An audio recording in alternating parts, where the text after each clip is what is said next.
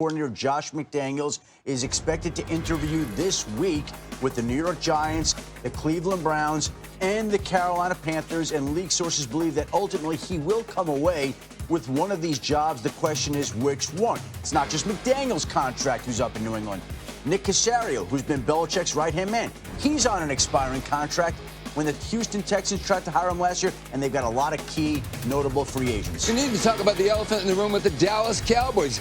His contract is up on January 14th. He had a day and a half of meetings with Jerry Jones and Stephen Jones, the owner and vice president of the Cowboys, and then nothing, silence.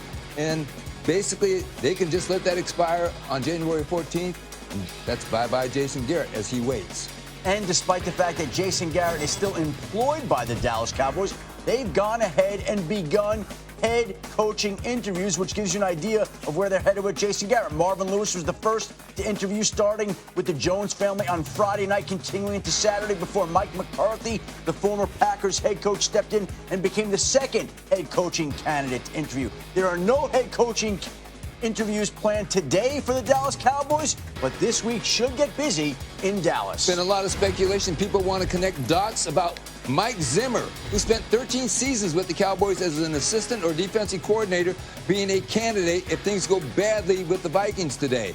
Here's one thing. Mark Wilk, the president and co-owner of the Vikings, released a statement 2 days ago saying that they intend to extend Zimmer. Basically, that was, and general manager Rick Spielman. And I would also add this. Zim, I don't think, wants to work on a lame duck contract like Jason Garrett did in Dallas. And I don't think he necessarily wants to go back to Dallas because his owner doesn't meet with the media every day. He likes it in Minneapolis, Sam. So I would expect Zimmer to stay put unless they do not give him an extension. Yeah, thanks, guys. Look, let's be honest. This whole situation is just weird. It's weird what they're doing. It's like they've been dating someone for 10 years and don't just break up with him, just start dating other people, and you're reading about it in the news. This is a strange situation. Rex, when you look at this coaching situation for Dallas right now, do you think whoever they hire is set up for success with the power dynamics the way they are? Well, I mean, you're set up for success because of the type of players you have. I mean, you got the best offensive line in the league, you got a Pro Bowl running back, an outstanding young quarterback, and you got some talent on defense. So to me, you're set up that way. But, you know, come on, the dynamics with Jerry Jones or whatever. Look, he's not going to hire, you know, there's Marvin Lewis. He brings in, you know, veteran coaches. Yeah. That's not the route he's going. He's going college route, I assume. Why he's had success in the past that way. And Jerry Jones knows it's about him. This his team. He made this team the #1 franchise in all of sports.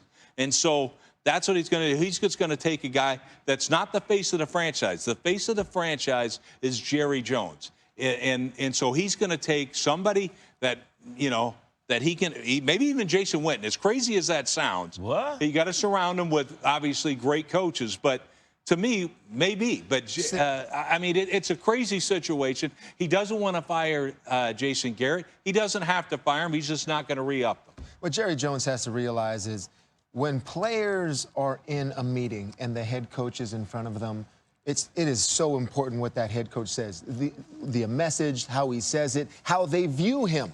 Okay, the Cowboys were inconsistent this year, up and down, up and down. Jason Garrett couldn't maintain good play as a head coach. To me, that's a head coach. The whole situational football we've talked about, the emotional stability, the ups and downs, okay?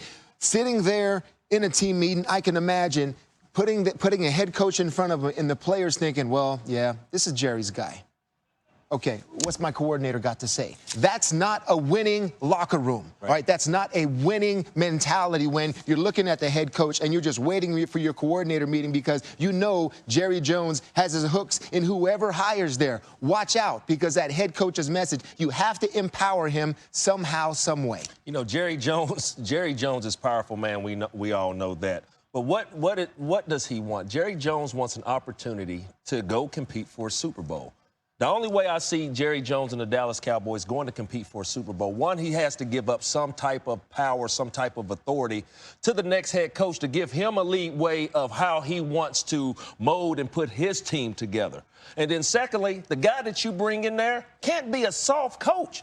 To what you're saying, Brew, you're sitting there telling 70, 80-something men or trying to lead 70, 80-something men every single day. The Dallas Cowboys, as you just said, Rex, they are very talented. But the thing about the National Football League is getting younger. You know what I'm saying? It's getting younger. So for the respect factor that a coach needs to have coming in there and leading a team, you can't have a soft coach. I don't care if he's a veteran coach, a college coach, or whatnot, but you cannot have a coach coming in and leading the Dallas or any organization being soft. Yeah, you got to be a connector. There's no question. That's the job that this guy's got to do. He's got to pull them all together, and that's the job of a head coach. It really is. And including your owner, as part of it. Bring him in there too, right. But everybody's got to be on that type of page.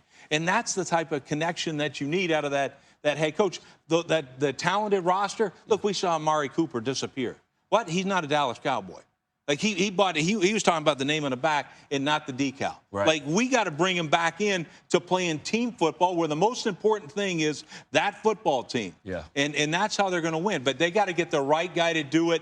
And in my opinion, do they have the guts to bring in that type of coach? I don't think so. But Rex, you've heard people say that that's not a desirable job because of the relationship with Jerry Jones. Like, I don't know that I could disagree more with that statement. I feel like the head coach of the Dallas Cowboys, every coach that I know would want that job.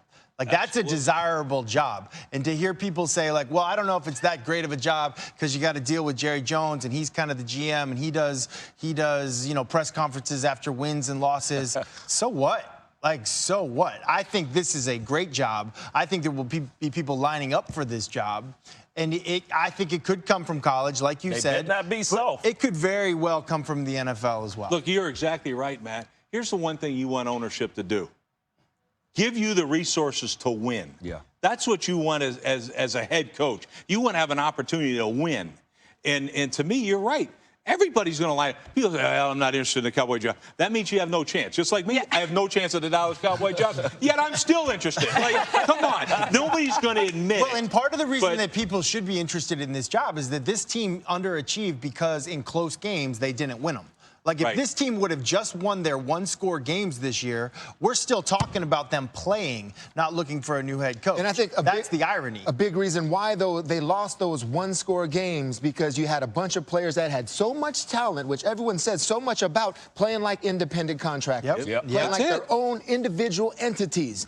That's head coach related, about putting everything together, from your coordinators to your players, your mentalities. They want to play for just winning football games, and I didn't see that every single week. Yeah, being able to motivate professionals. And that's why I think the college thing is tricky, because what do we know about college coaches coming over to the NFL? There's a learning curve. It takes a little bit of time, and you don't have time in Dallas. You got to get my respect. Because to your point, right, and to your point about these games being so close, that's why there's going to be no wiggle room, no time to wait, because they feel like they're right there. They're so close to being special that they just need to get over that hump. And if you bring in a college coach that needs a couple years to get going, that's not going to go well in Dallas.